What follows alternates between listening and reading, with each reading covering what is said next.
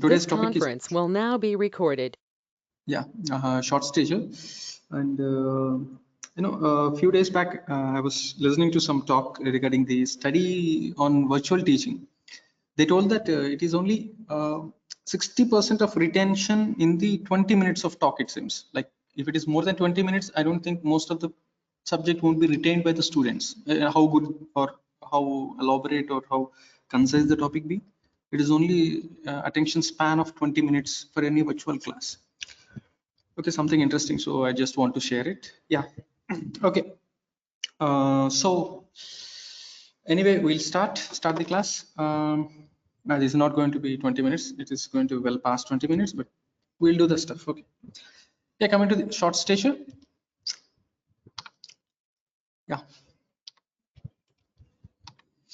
Coming to the introduction, by definition, short stature is defined as growing either below expected genetical potential or his or her height below the third centile, or growing below -2 standard deviation for that age and sex. See, all these classifications, I mean all these definitions in pediatrics particularly, they do mostly on 2 standard deviations. Okay, just remember, when you're not getting it, you just write a 2 standard deviation below 2 standard deviation. Most of the times you'll be correct. Okay, and the short stature is also the same thing. You see, why this is, what is this 2 standard deviation, what is this thing is, if a population, if in a class of 100, say that you are going to attend some 5th grade students in a class of 100, you feel like somebody is shorter, somebody is of good height, and somebody is adequate height, and somebody appears to be short by your just visual thing.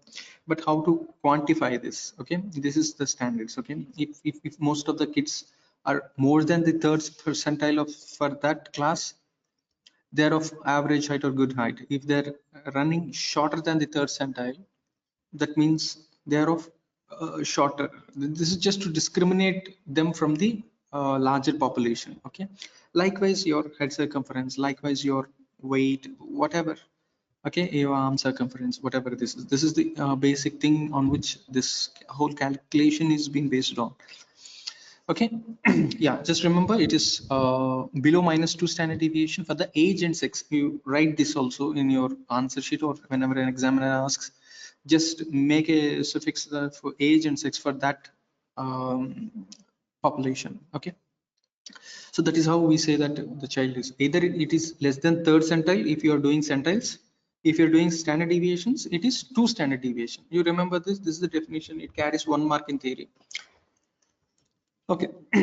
Okay, even when the current height measurements are within normal ranges, the child should be regarded as short if the height velocity is less than 25th centile for age and sex over 6 to 12 months of observation, or the child is very short for mid-parental or target height. Okay, even if the height is good for the age, but we should see the height velocity, how the child has been growing in the past 6 months and how the child has been growing in the past 12 months. Okay, by this definition, there is specified centimeters, like 4 centimeters per year if the child is not growing 4 centimeters per year, or 5 centimeters per year in some contest books. If it is not happening, that means the child, even though height is good for now, maybe after 1 year or 2 years he is going to falter in height because his height velocity is not normal. I think you can understand this, right? Pediatrics is all about, like, pediatrics is a dynamic subject, like it's not like static like any other medicine or something. Disease grows, kid grows, weight grows, height grows, everything differs in pediatrics. Nothing is constant. You need to be dynamic. Okay. Likewise, you need to look for the height velocity, how the child has been growing in the past 6 months and past 12 months. That also bears some value in saying that somebody is of short stature or of good height. Okay. These assessment of stature is based on your percentile charts, growth charts, and pubertal development. Okay, and parental heights and ethnic background. So you see, your Scandinavian, like European countries, they're of good height. Like any average person is for this compared to Southeast Asian countries. A 15-year-old of a Southeast Asian and a 15-year-old of a in Denmark or Spain or something, they are more heighter, and this thing. So ethnic grounds are different, and uh, pubertal stage is different. Like at what point of puberty they are. As height is one of the constituent in pubertal development, and that is a different topic for now. And how the parents' height is that is also based on the final height of the kid. Okay, so now coming to the measurement of growth, how do you measure? How do you this is the stuff. Okay, this is the stuff you do after getting into your internship. Yeah, supine length is measured by an infantometer in infants and children less than 2 years. See, you remember, like less than 2 years, it is the length we measure. More than 2 years, it is the height. The logic is very common. That is, that after 2 years, you expect the child to stand. Okay, so you do the height.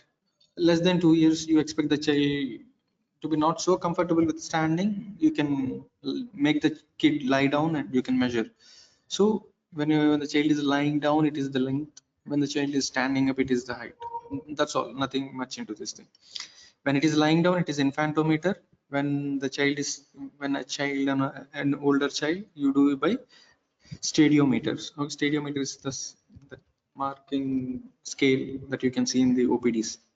Okay. Yeah. The height can be expressed as standard deviation scores or Z scores, or Z score is calculated by formula with the child's height minus mean height of the age divided by one standard deviation of height for that age. Okay, this thing, how to calculate a Z score or the standard deviation scores. Okay, I think you know about the Z scores and standard deviation. I think you are from SPM, right? Some is at SPM. So you know what is standard deviation, that is Gaussian curve, and right? Yeah, now coming to the types of short stature. Now you know what is short stature. You once some kid comes to you, or your relative or somebody, you are a doctor, and they'll ask you, I think he's not growing well for the age. He's not going well compared to their peers. This is the most common complaint that we receive from a parent, okay, from the mom. That they are not very much satisfied how the child is growing, or the child is appearing short. Okay, so you diagnosed, you took the measurements, you classified it. Uh, okay, like you observed everything. Now what are the types? Where do you want to put the short stature into? Like there are two categories: whether the child is a proportionate short stature or a disproportionate short stature. See, when we say that proportionate, what is proportionate is there, as we discussed, the child in pediatrics, everything is growing. So there are some standards per age, like how an 1 year has to be there, how a 2 years have to behave, and how the height and weight of a 3 years, and how the height and weight of 4 years differ.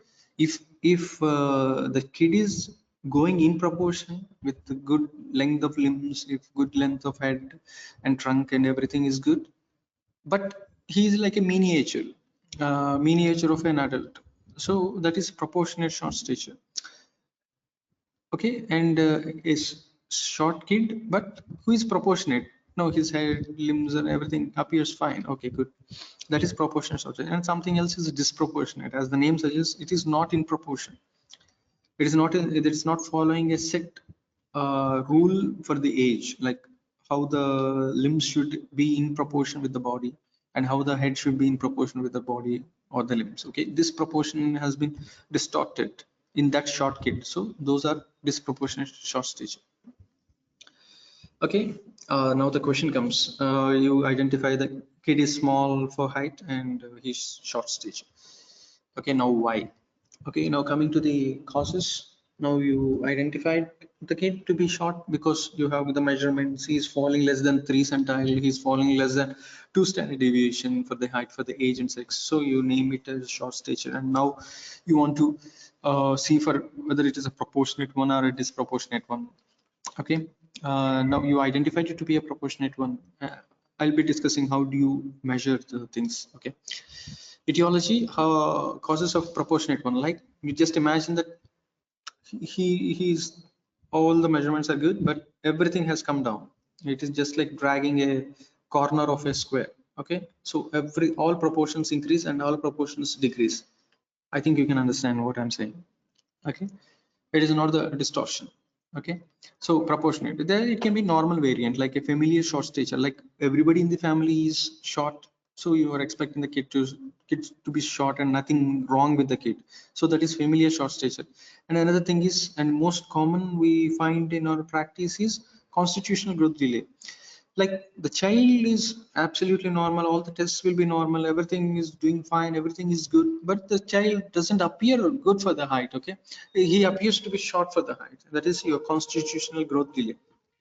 Okay, this is most common we find in the practice. The kid will be small and he'll be doing good for otherwise he'll be doing good. And the good thing about constitutional short stature is they can reach the adult height somehow, like at the last years of puberty, when the height is going to cease, he just starts growing up rapidly, and he comes to a good level of height, like his peers and like his parents rather, parents, and then he'll be of a good height. Even though he's doing short, he's the shortest of the class, shortest of the class. And by the time he reaches his +1 +2, when he seizes his growth, and he becomes normal for the class. Okay, he catches it up. That is your constitutional delay. And constitutional reason is not known. Some kids are like that, that's all. Okay, prenatal causes, like if there is an insult in the intrauterine growth, intrauterine problems, the blood supply, the nutrients not doing well, so the kid can be IUGR. IUGRs can go into short stature because of placental causes, because nutrition is not there, infections, your torch infections, teratogens, and all these things are involved. So you can expect a UGR, and they're expected to grow short statured. Okay, so history is important. You ask for the birth history, you ask for the birth weight and gestational age. That is how you do UGRs. Okay, and there are other causes, genetical causes like chromosomal abnormalities and metabolic abnormalities. That are also not allowing you to, because chromosomal abnormality is there from the point of fetus. Okay, so not everything grows abnormally, like things grows, but they're all in proportionately being affected. Okay, and psychosocial short stature, you can see this in abused child abuse at home. They don't grow, that's all. It is because of the psychological stress. A child doesn't grow, child neglect, or most probably previously there used to be child neglect for girl child, but now I don't think it is there anymore. Okay, yeah, psychosocial short stage. And endocrine causes, the hormones which are required for the growth are not there, so obviously you are expecting a non-growing child. Like the hormones like growth hormone, thyroid hypothyroidism, gestational diabetes, and Cushing syndrome, where the steroids are excess, and steroids are what going to make you taller. Okay, steroids will seize your growth. Okay, and even exogenous steroids. That is why we see asthmatic kids, they're not who are on prolonged steroids or oral steroids, not the inhaled one. The oral steroids, they're expected to grow less. And pseudo hypoparathyroidism, the calcium stuff. Okay. And postnatal, sorry, yeah, postnatal causes, nutritional disorder. Obviously, the child is not getting feed properly, he's not getting the proteins properly, he's not getting the calories adequate to the age and the weight he's expected to. Obviously he's not going to grow. Okay, that is malnutrition. Some chronic infections that are sitting in tuberculosis, chronic malaria, giardiasis, who is constantly having diarrhea and loss of nutrients and electrolytes. You're not expecting the child to grow in proportion with the normal kids. Okay, persistent worm infestation, it is the worm that is growing, not the kid. So worm infestations and HIV infections, these are all chronic infections. They will be eating up the calories and the energy from the host, and doesn't allow the host to grow.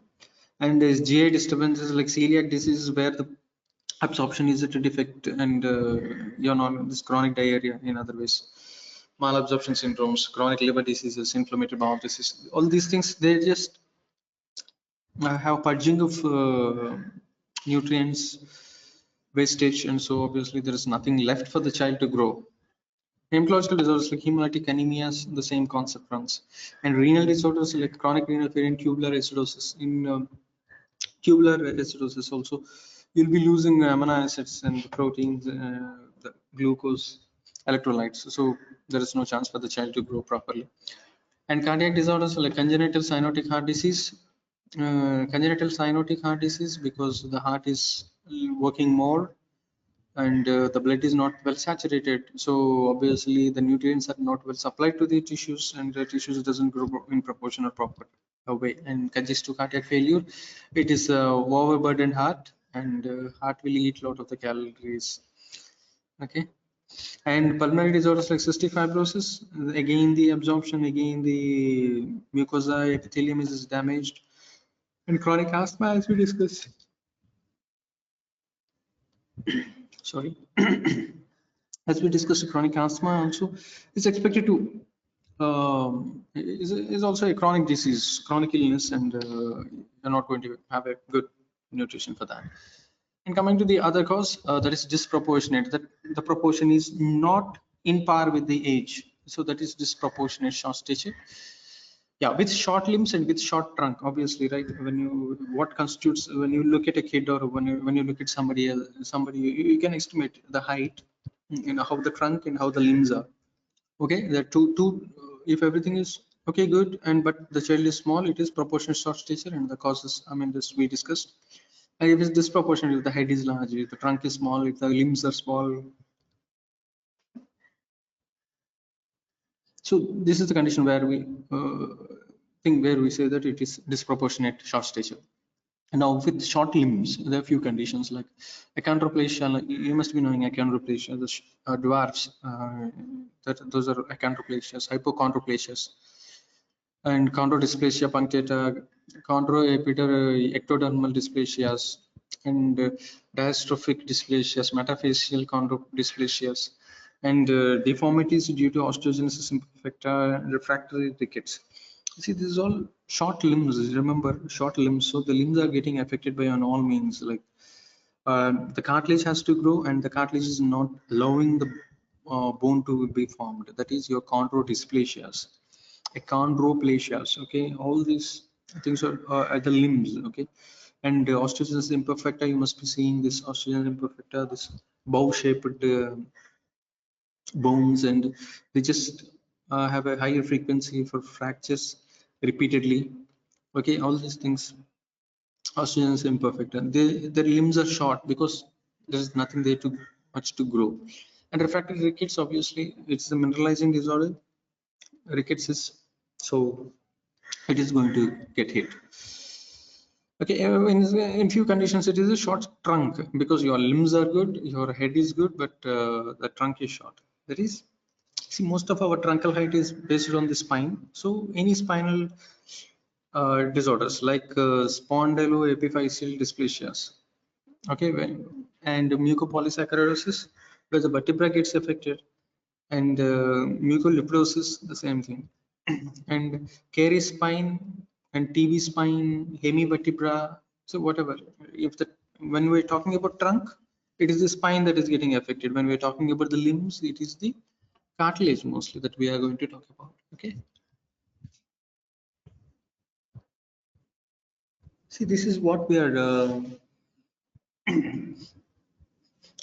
expecting in a child, how the child has to grow. Actually, normal height pattern is birth length is around 50 centimeters, that is 45 to 50 centimeters for a range.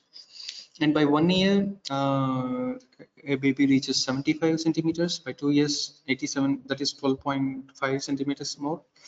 And by 3 years, it is 93.75 centimeters, that is almost some 6 centimeters. And by 4 years, it is again 100 centimeters, and 8 years it is 125 centimeters, 12 years it is 150 centimeters. This is just the expected, how this is the 50th centile, how the kid average term newborn has to grow. over the years. Okay, and yeah, growth velocity is 6 centimeters per year in third and fourth year, and 5 centimeters per year until pubertal spurt growth. This is what we discussed, right? Growth velocity also has to be satisfied. Like, see, the normal for 3 to 4 years is 6 centimeters per year, but if it is less than 4 centimeters per year, then again he comes to the definition of short stature. And 5 centimeters per year is expected. So obviously, right, you will wait till 4. If the child is not growing more than 4 centimeters per year, obviously something is definitely wrong, whether a chronic infection or any dysplasias that are there to be identified. Okay, and how do you do this is through growth charts, as we discussed. There are no hi-fi investigations, without any hi-fi investigations, without anything. This is pure clinical, and you just do the charting for, on your growth charts. This shows the importance of growth charts in day-to-day practice. You put growth chart for every kid, even as a normal kid you do this, because what they say is any chronic illness you can identify if there is no symptoms to evolve, like be it cystic fibrosis or celiac disease. You're not waiting till the child throws up a pneumonia, throws up a massive diarrhea, and come to you with FTT failure to thrive or something. You can identify the growth pattern when the child is normal, apparently normal, but something is going down by a growth chart. When the child is faltering in his growth, that means something is wrong with the feeding, something is wrong with the child. Maybe the child is not growing well because of infection or tumor or some other cause. Okay, you need not do any investigation, you just do the plotting of the chart. Okay, that is the importance of growth chart in pediatrics. Yeah, predicting adult height, there is a previously they used to, like, any 5-year-old or 6-year-old, whatever be the age, whenever a kid comes, and you can estimate the height by crude method. Is you can do the parental height, and you can say that yes, you are going to get to, your genetical potential is to grow to that height. If the parent is 160 centimeters, he is around to get in and around 160 centimeters. If his parents are bit taller, 180 184 centimeters, something like that, the child is also expected to grow taller, right? This is in general examination, general common sense, right? That is your predicting adult height, that is crude method. But to make it more scientific, to make it more interesting, to make it more rather complicated for the students, there is something called mid-parental height. This is something, mid-parental height is something like, even if the child is a 3-year-old or a 4-year-old or 5-year-old or 7-year-old who comes to your clinic with short stature or not growing well, you can estimate the target height, like how much he can grow actually, and how much he can really reach to for his growth. Okay, that is something, that is your target height, like how best he can grow. That is based on your mid-parental height. See, mid-parental height is calculated by father's height plus mother's height plus 6.5 in case of boys and minus 6.5 in case of girls. Okay, this is how to identify the growth potential of the child. Okay, that is the height which the child can grow. Okay, mid-parental height should be plotted on the adult equivalent on the growth chart and provides the target height for the child and the percentile he or she is likely to follow. Okay, we'll do the charts also, like just I'm just saying the theory for now. We'll do the charts. There is one pic so that we can understand it in the percentile charts. Okay, and body proportions, this is what we have classified based on, like proportionate short stature or disproportionate short stature. Body proportions are assessment of your upper segment and lower segment, that is US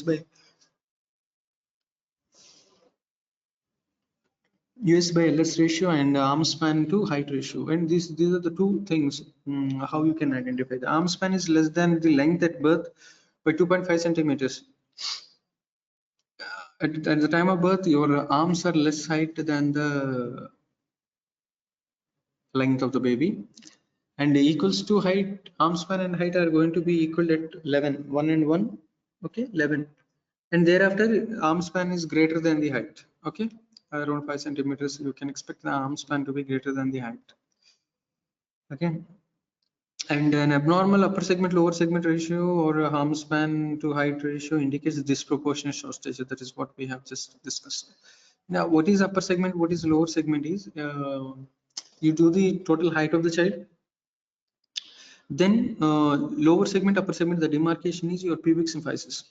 From the ground, pubic symphysis is your lower segment, and from the pubic symphysis to the height to the head, that is your upper segment.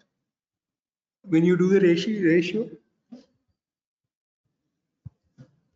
these are the ratios we get through the ages. Like at birth, it is 1.7 ratio.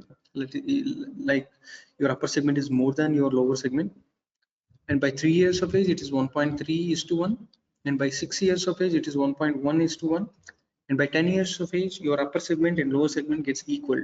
Like few books says that it is 7 years, but it is not a hard and fast rule. Like by 10 years only they'll get it. By 7 to 10 years, anywhere between 7 to 10 years, you can get 1:1 ratio. Your upper segment is equal to your lower segment, and this follows the same fact, right? Your arm span and height gets equal by 11 years. By 10 to 11 years, you'll get 1:1 ratio of your upper segment by lower segment.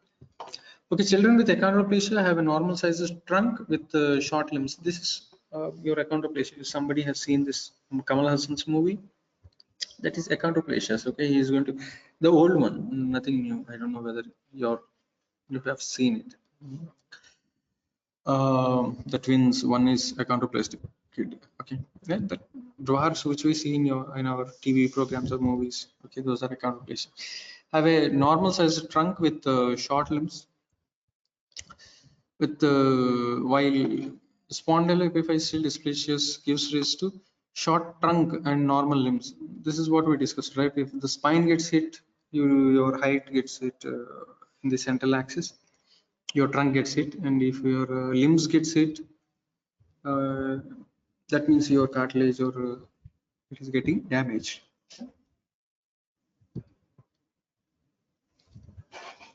This is your Iap growth chart, and yes, this is what we are talking about. Yeah, this is the weight. The lower part is the weight. This thing is the weight thing, and this is your height. Okay. Yeah, I think I can zoom in or zoom out. And yes, this is marked at a 9 years of age. See, actually measured height is here. That means it is falling less than third centile. This is the third centile. This is 10th centile, 25th centile, 50, 75, 90, 97. Okay, now the child is falling less than third centile, so you're diagnosing it as, I mean, you're naming it as a short stature, whatever the short stature be, whether it is a proportionate short stature or a disproportionate short stature. Okay, then what is the target height? Like, what is the thing where they can grow is comes from your mid-parental height. That is, the child's mid-parency mother's height is at the 155 centimeters, father's height is 97. You do father's height plus mother's height, like 175 plus 150, that is 330 by plus minus 6.5 by 2. Okay, it comes around 160, right? 320 is around 160. So this is the target height, mid-parental height, at which this is the growth potential of the child. He can reach 160 centimeters when he reaches an adulthood. Okay, and what is the centile he is expected to follow is this 25th centile. So his target height is at 25th centile here. This is the growth potential. He should be here, but he is here because of some cause that we need to evaluate. Okay, and mean height for the age, this is the mean population. In the general population, a 9-year-old is expected to be around 133 centimeters. Okay, this is the mean age, and this is the bone age. See, bone age is something which can be analyzed by your x-ray of the wrist that we will be discussing. The bone age is here. So this is a condition where the height is less, mean height is more than expected. And bone age is also less than expected. Like the child is 9-year-old, but the bones are only 7 years of age. So bone age is less than your chronological age of 9. Bone age is 7 years and chronological age is 9 years. And mean age is also, height age is also, oh, I mean, the height is it's expected to be 133 centimeters. The child is 120 centimeters. So this is how you do your growth charts. Okay.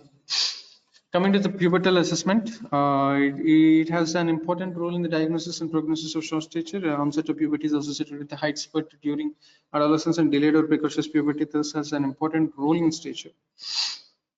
The stage of puberty is assessed by the Tanner's method of sexual maturation rating. Okay, SMR staging. Okay, that is your puberty, because in adolescents they are expected to grow height in their puberty.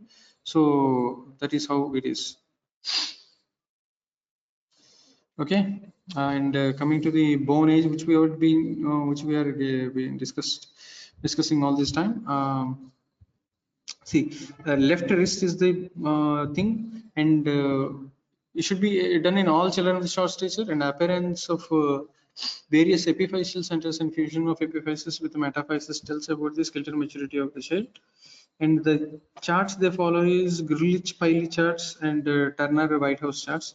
This GP charts, like Grulich-Piley charts, are the most thing. What is a Grulich-Piley chart is, what they do is they take X-ray of all the kids with, all the kids wrist, so that then they'll compare. They'll make that is the standard, and they'll compare to the child's, like whichever X-ray we send them. So if the bone growth is good and if that is matching, they'll give the age, or whatever the X-rays age, bone age from that standard, they'll just compare. Okay, patient's film is compared with the standard of the same age and same sex and nearest age. It is next compared with adjacent standards, but both older and younger to get a closest match. Okay. Just suppose a 1-year-old kid comes and okay, say 2 years, 2.5 years old comes and is not growing. He's just the same height of a 1-year-old or less than that. So parents are worried. So you take a left hand X-ray, and then you just keep matching it with all the X-rays in the database. Like this is the standard X-ray. So you attach age to that X-ray. Maybe the child is 1 year, the bone age is 1 years, so you will just name that bone age is 1 year, because the X-ray of the child corresponds to 1 year of age. So this is how an bone age has been calculated by GP chart, like Gurlich-Piley charts. Okay, this is algorithm regarding short stature. If the height is normal, clinical examination is normal, just reassure and send them. If height is more than third centile, you just do the follow up, like to look for height velocity. If normal, no problem. If abnormal, it is not fault rate, then you need to go for evaluation. Or in conditions where your height is less than third centile, you are going to go for an evaluation, history, clinical evaluation, and look for any dysmorphism. Maybe it is achondroplastic, maybe syndromic child. Okay, so you do your bone age. So the first investigation comes with the bone age. This is the left wrist X-ray, which is compared with the same age standards. That is like an atlas. You just look and see which is it matching to, at what age the X-ray is getting matched. That is the bone age. And hemogram, LFT, RFT, urine for TB, tuberculin test, X-ray for TB. Okay, abnormal suggest of any chronic disease or skeletal dysplasias. You confirm the diagnosis and you treat appropriately. TB is identified, any chronic celiac disease is identified, any cystic fibrosis is identified, whatever. Just you treat it accordingly so that you can expect the growth in a child. Okay, then if nothing is found from the X-rays, TB and hemogram, then go for thyroid, celiac serology, and in girls karyotyping, like maybe the child is a Turner 45XO. Also, we are not going to think much from the growth side, because they are expected to have a short stature. And LH and FSH, because maybe the child is DSDs, that is disorders of sexual maturation. So you need to do your sex hormones, and then comes your growth hormone access and the insulin like growth factors and the growth hormone stimulation tests and other pituitary hormones. You just do the hormonal study, and if they are low, we need to supplement. Okay, this is if nothing is found, it is maybe a familial or constitutional or mostly idiopathic short stages. Okay, coming to the history, the time of onset of short stature is important at what point of time, so that you can identify any close disease or something as some manifestation associated. Antenatal and birth history, including maternal illness during pregnancy, birth weight, length, gestational age, signs of congenital anomalies are all to be asked for and being documented, because everything has bare importance, because an IUGR baby is expected to have to be short stature, and preterm, if you're not properly, there is no good catch up of the height and to the weight, so he is also going to falter in height. Okay, and signs of congenital anomalies or congenital disease like chronic heart diseases and uh, metabolic disorders, they are going to falter in height. And the details of consanguinity, family history of short stature, and yeah, as we discussed, everything is parental height and all these things. So family history or short stature and pubertal development has to be asked for. And short stature with normal height velocity with the growth curves following a line parallel to third centile and positive family history is familial short stature. See, familial short stature is a continuous growth, but it is less than normal growth. Like it follows a percentile, like third centile or 25th centile, parallelly it goes, but it goes according to that in a pattern. That is familial. In constitution,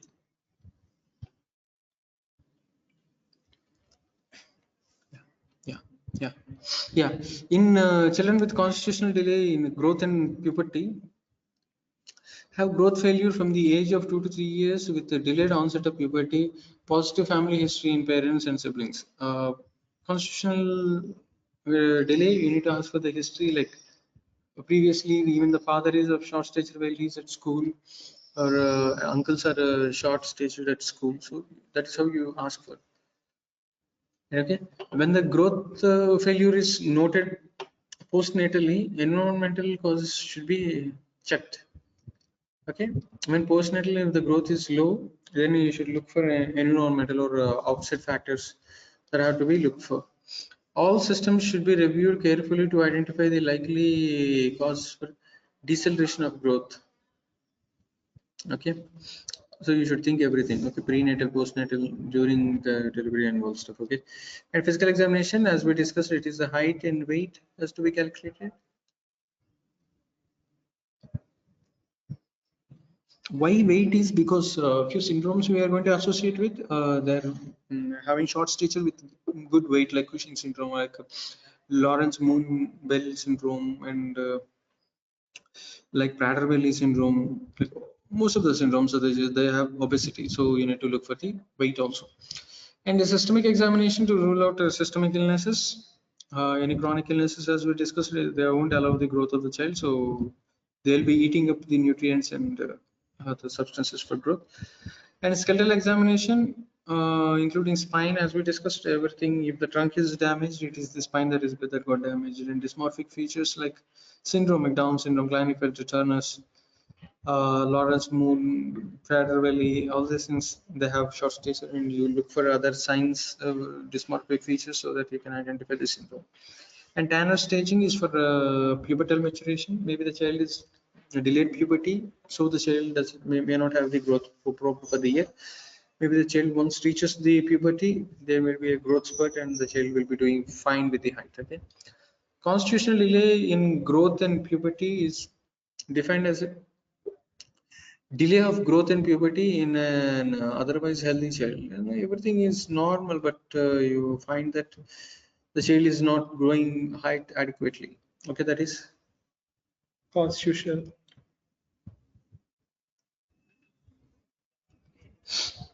And usually an adult with a standing height below the expected for a chronological age, but not for his born age. That is your constitutional thing. Okay.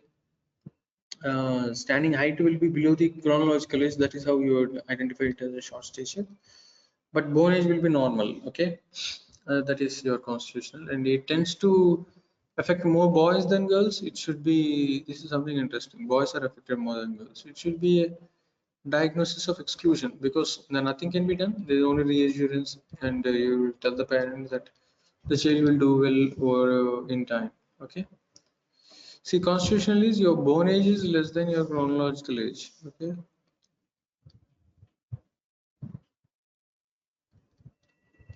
As we discussed, constitutionally, they are called late bloomers because they'll grow in height, but yeah, over +1 or +2, once they reach their puberty, then they'll have that growth spurt and they reach their adult height. Okay. The final adult height will be within the normal range. These children are short for around 2 to 3 years of age, and growth is just below but parallel to third centile initially with further deviation. It is the as the adult pubertal spurt is delayed and bone age is delayed. There is a familial tendency for short stature and delayed catch-up. The spine length may be relatively short compared to limbs length. Okay. See, this is regarding your familial short stature. Child has always been short but parallel to curves. Okay. Maybe the child is, but child follows a percentile. Okay. If the child is a 3 percentile, the child will sit on 3 percentile for all through the age. Okay, he's short for all the time. He's the shortest in the fifth class. He's shortest of the seventh. He is shortest of the 10th. He is shortest of the +1. He is shortest of the +2. Okay, this is your familiar short stature. He's short for all practical purpose, but his bone is growing for the age. He's 10 years old and his bone is at 10 years of age. He's 11 years old. His bone is 11 years. He's 15 years. His bone is 15 years. Okay, it is bone age equal to chronological age that is seen in your familial short stature. And all family members are short stature. As the name suggests, it is both parents, grandparents, siblings, and everybody is short stature. Okay, familial short stature is BA equal to CA. Okay, you remember. And constitutionally, is your bone age is not growing as well as your chronological age. The chronological age may be 9 years or 10 years, but the bone age will be around 7 years or 8 years. Okay, there will be less bone age compared to uh, the chronological age of the actual age of the child. Okay, this is about familial. Children with familial short stature are short with a height appropriate for the parent's height with the normal height velocity. The growth curve is below but parallel to the third center. Body proportions are normal and pubertal development is also normal. Everything is normal, just the kid is small, that's all. Okay, bone age is appropriate for his or his age. Again, this is a diagnosis of exclusion. Okay, there is nothing more tests. See, have we discussed any tests till now? Because it's just your plotting the chart. Okay, children with congenital growth hormone deficiency are short with a Krupik's appearance and doll-like faces and microcephalus. Okay, that is your actual growth hormone. That is your pituitary. If it gets hit, there will be midline defects. Okay, midline including all these things. Okay, the spine, the phallus.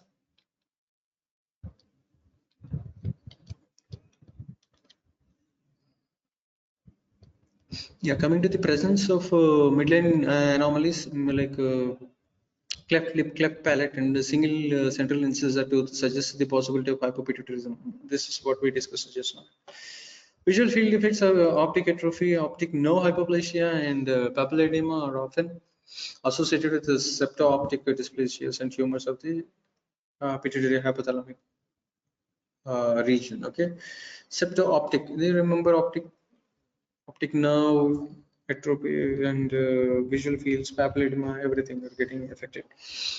Okay, acquired hypothyroidism often manifests as short stature, coarse faces, mixed edema, dry rough skin, macroglosia, and developmental retardation with a delayed relaxation of deep tendon reflexes. All these are features of hypothyroidism. Growth retardation may sometimes be the only presenting feature of Cushing's syndrome in adulthood, in childhood. Sorry.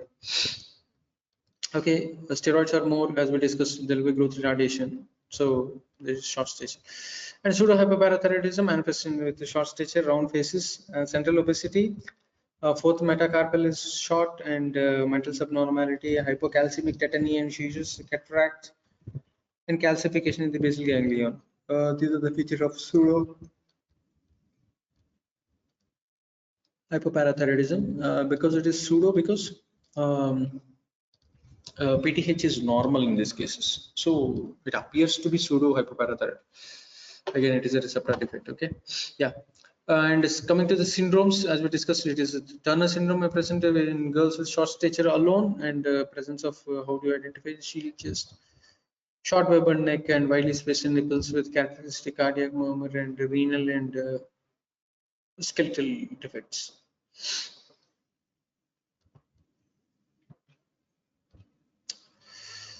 Okay, coming to the downs, same mental retardation, short stature with characteristic features and Mangala slant, and Russell-Silverman syndrome, characterized by IUGR and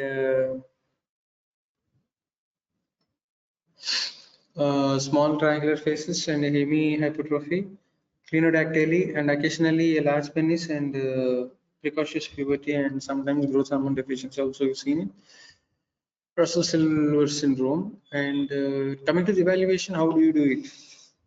Okay, once you plotted, identify, you told that it is short stature, and to find out what is the cause for the short stature. It's your level 1, level 2, level 3 investigations. You're not going to do everything in a single shot.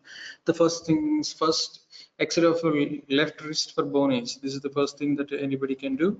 And then coming to the normal, the routine investigation which we do at for any suspected infection or abnormality, that is hematological tests like hemoglobin, hematocrit total, and the differential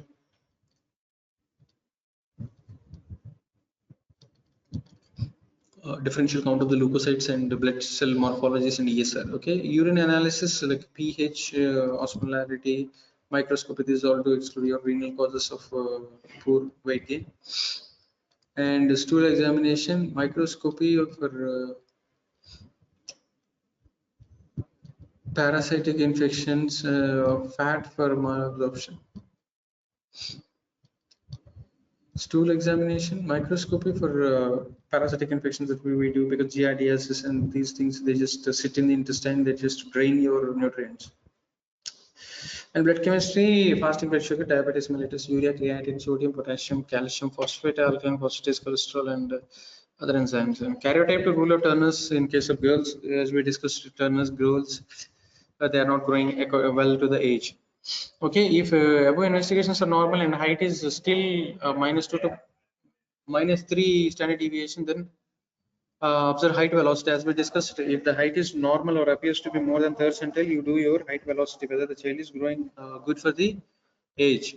Okay, if height is less than third standard deviation, then level 2 investigations have to be done, because the height is good, but the height velocity is not so good.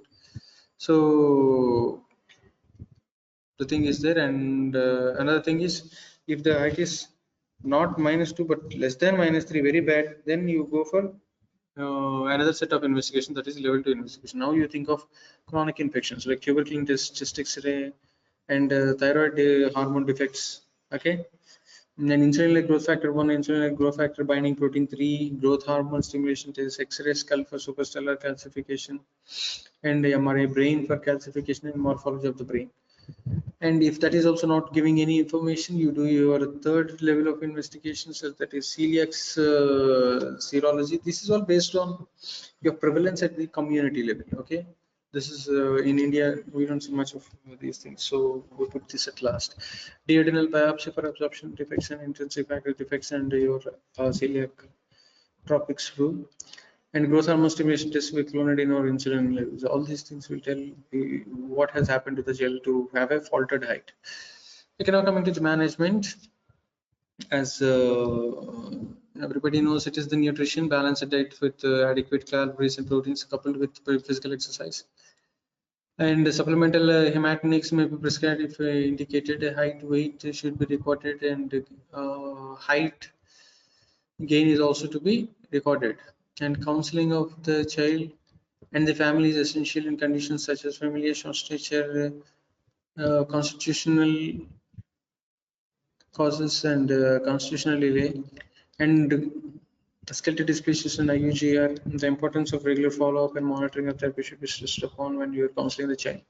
Treatment of short stature essentially depends on the cause. You do the cause and you treat. That most of the things, there are no specific treatment for familial short stature in most cases of IUGR because they're already there and nothing can be done for that. You need to, because they're genetically predisposed. They from birth prenatally condemned to be of some height, so there's nothing much we can progress on these things. And constitutional delay, short course of low dose testosterone 50 mg testosterone intramuscularly every 4 weeks or estrogen given for 3 to 6 months can be tried, and this will trigger the secondary sexual characters and the pubertal spurt growth occurs. And hypothyroidism, you do levothyroxine, and low dose estrogen are useful in girls with Turner syndrome and delayed puberty. Growth hormone is indicated in children with growth hormone deficiency. Recombinant growth hormone now it is available in a dose of 0.2 to 0.3 mg per kg per week, divided in 7 weeks, that is 6 to 7 weeks, subcutaneously, preferably at night till adult height is achieved. This is a condition where we can do growth hormone assets and you can substitute it. Children gain on average of 10 to 12 centimeters in the first year of therapy and 6 to 8 centimeters thereafter every year. However, the high cost of the therapy has limited its use. I think growth hormone costs a few $1,000. And growth hormone has been used to increase the height in a number of other disorders also. And these include Turner's end-stage chronic renal failure and a group of children with IUGR with poor catch-up. All these things can have improper growth. It is also used in children with Russell-Silver's syndrome. It has been shown to be effective in some groups of children with constitutional delay and idiopathic short stature. The dose used is higher than that used in GH deficiency. Okay, in Turner syndrome, a combination of growth hormone with low dose estrogen and or oxalodrone has been produced to, shown to produce excellent height gain in case of Turner's. Okay, Turner's is one of the indication where we use your growth hormone. Okay, the chances for development of side effects are higher in these children, and hence regular monitoring of therapy with recording of height is essential to obtain good results. Recently, aromatase inhibitors like anastrozole and lestrozole have been tried with some success in adolescent boys with the short stature. These aromatase inhibitors delay the tempo of bone age acceleration by estrogen supplementation. Oh God, what has happened?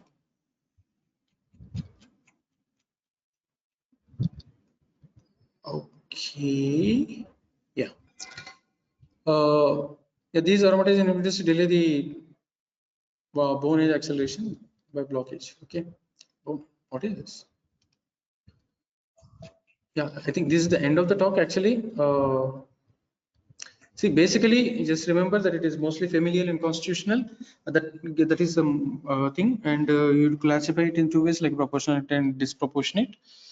Proportionate being all factors less, and disproportionate is either the limbs are low because of the cartilage, the chondrodysplasias, or the spine is at a defect because of the spinal spinal epiphyseal defects. Okay, this is broadly this is the thing, and you do by growth charts and you treat the cause. Okay, this is broadly the, and X-ray left wrist is something that you need to be always keep in mind because for the bone age and other chronic infections you need to rule out. Okay, this is broadly the thing. Okay, this concludes the class anyways. Yeah, thank you for your patient hearing, and yeah, if any doubts we'll take it for a few minutes. Actually, we have a couple of minutes left. Any doubts, guys?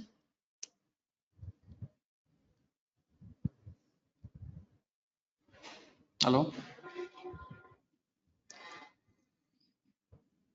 Hello?